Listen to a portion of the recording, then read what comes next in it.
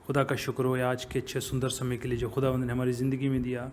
मेरे जीजो, हम सब खुदा का तहे दिल से शुक्रिया अदा करें। हम सबको खुदावंद ने महफूज रखा है। इस संकट के समय के बीच में भी हम सब सुरक्षित हैं। ये खुदावंद की दया हम सब पर है। आज हम जब खुदा के कलाम की ओर बढ़ते हैं, एक खुदावंद का कलाम मेरे जहन में आता है। इस संडे खुदा ने इस कलाम को मुझे एक चर्च में प्रचार करने के लिए मौका दिया। खुदावंद ने इस कलाम को मुझे दूसरों को बोलने के लिए एक मौका दिया। वो कलाम मैं आज आपके सामने रखना चाहता हूँ, आप सबके साथ बांटना चाहता हूँ। आप मेरे साथ खोलिए अपनी बाइबल को, लूका रचित सुसमाचार उसका 17 अध्याय उसकी 11 आयत से लेकर 19 आयत। Luke chapter 17 verse 11 to 19। लूका की अंजील उसका 17 बाब उसका 11 आयत से लेकर 19 आयत। और वहाँ पर खुदावंद के कलाम में हम पढ़ते हैं कि खुदावंद यीशु मसीह के पास 10 कोढ़ी आए जो कोढ़ की बीमारी के साथ ग्रसित थे। और वहाँ पर लिखा है उन्होंने खुदावंद यीशु मसीह के साथ भेंट की, खुदावंद यीशु मसीह को मिले और खुदावंद यीशु मसीह से उन्होंने शिफा के लिए दुआ की। और वहाँ पर लिखा है कि यीशु मसीह उनसे मिले तो सही लेकिन दूरी रखकर, क्योंकि उस समय के बीच में जो कोढ़ी होते थे, कोढ़ियों को समाज से दूर रखा जाता था। कोढ़ियों को अपने घरों में लाना मना था, क्योंकि कोढ़ को एक छुआछूत की बीमारी या कोढ़ को एक ऐसी बीमारी माना जाता था कि अगर एक कोढ़ी आम लोगों के बीच में, स्वस्थ लोगों के बीच में, जो लोग चंगे भले हैं उनके बीच में आएगा तो वो क्या हो जाएगा, वो लोग भी उस कोढ़ी के संपर्क में आने से बीमार हो सकते हैं। यानी कहने का क्या मतलब है, जिस प्रकार से आज कोरोना की बीमारी फैली हुई है, इस प्रकार से लोग बोलते हैं, इस प्रकार से साइंस बोलती है, डॉक्टर बोलते हैं कि कोरोना के पेशेंट के संपर्क में आने से या उसके कांटेक्ट में आने से दूसरे लोग भी क्या हो सकते हैं, कोरोना इफेक्टेड हो सकते हैं। इसी प्रकार उस समय भी माना जाता था कि एक कोढ़ी के कांटेक्ट में आने से दूसरे आम लोग भी कोढ़ी हो सकते हैं। ये इस प्रकार से माना जाता था। लेकिन बहुत सारे जो कोढ़ी होते थे वो जन्म से ही कोढ़ी थे। और इस प्रकार से लिखा है कि जो उनकी ज़िंदगी है वो बहुत ही ज़्यादा बदतर थी, उनकी ज़िंदगी बेकार थी, उनकी ज़िंदगी का कोई मकसद नहीं था, उनको समाज से कोई प्यार ना मिलता था, उनको समाज से कोई इज्जत ना मिलती थी, उनको समाज से कोई पहचान ना मिलती थी। उनके ऊपर एक ही ठप्पा था, वो था कोढ़ी होने का ठप्पा। उनके ऊपर एक ही उनको पहचान मिली थी, वो पहचान थी कोढ़ी होने की पहचान।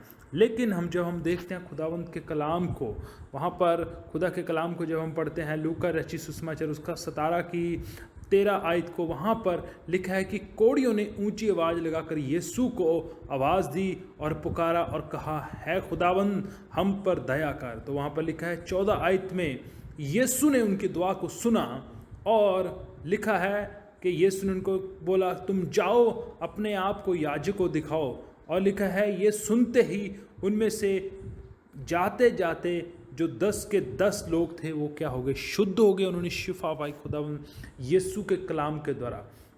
मेरे जीजो, खुदा के कलाम में ताकत है, उसके कलाम में बहुत ज़्यादा सामर्थ है। जब खुदा के कलाम के ऊपर हम भरोसा करते हैं उस समय हमें शिफा मिलती है, हमारे हालात बदलते हैं, खुदा हमारी ज़िंदगी में काम करता है। ये पहली बात है कि खुदा के कलाम के ऊपर हम भरोसा करना सीखें। खुदा के कलाम के ऊपर उन्होंने भरोसा किया, क्योंकि यीशु मसीह ने उनको बोला था कि तुम जाओ अपने आप को जाकर क्या करो, याजक को अपने आप को दिखाओ, वो तुम्हें चेक करे, वो तुम्हें जांच करे, उसके बाद ही तुम यहाँ वापस आना। और उसके बाद लिखा है वो जाते जाते वो शुद्ध हो गए, जाते जाते उन्होंने शिफा पाई।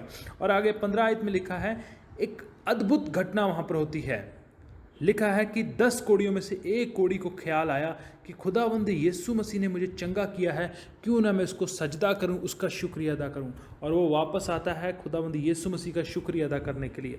और यहाँ पर बहुत ही एक अच्छी घटना घटती है।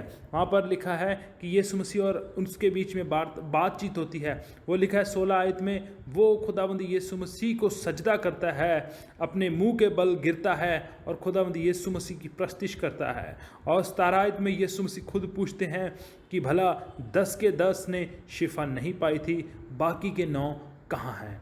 और सिर्फ एक ही था जिसने खुदा की शिफा को पाया और खुदावंद की शिफा को पाने के बाद, खुदा की बरकत को पाने के बाद वो खुदा का शुक्रिया अदा करने के लिए आया। मेरे चीज़ों, पहली बात मैंने बोली है कि खुदा के कलाम के ऊपर भरोसा करना है, और दूसरी बात खुदावंद की दी हुई बरकतों के लिए हमें हमेशा हमेशा उसका शुक्रिया अदा करते रहना है। अगर हम चाहते हैं ज़िंदगी में बरकतें बनी रहें, बरकतें मिलती रहें, या खुदा की नज़दीकी में हम बने रहें, तो हमें खुदावंद को हमेशा हमेशा शुक्रिया अदा करना है। हमारी ज़िंदगी में हालात बदलते हैं, हालातों को बदलते ही खुदा का शुक्रिया अदा करना शुरू कर दें।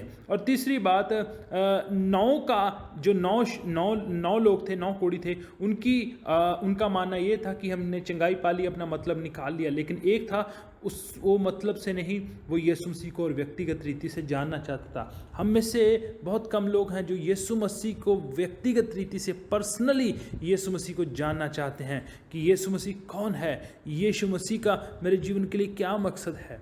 बहुत सारे लोग सिर्फ चंगाई तक, शिफा तक मतलब रखते हैं, बरकत तक मतलब रखते हैं।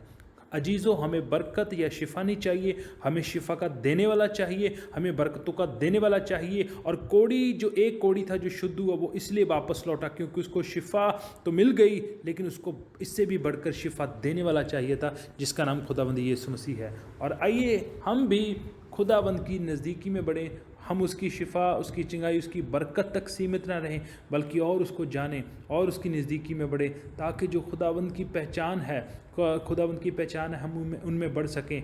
10 की पहचान पहले कोढ़ी थी, लेकिन बाद में उनकी पहचान शुद्ध यानी शिफा पाए इंसान की बन गई। मेरे चीज़ों, हमारी पहचान जो खुदा ने हमें दी है उसको कायम रखें और खुदा की पहचान में हम बढ़ते जाएं। बाकी खुदा अपने वचन के सुने जाने के ऊपर आप सबको बहुत बरकत दे। आमीन।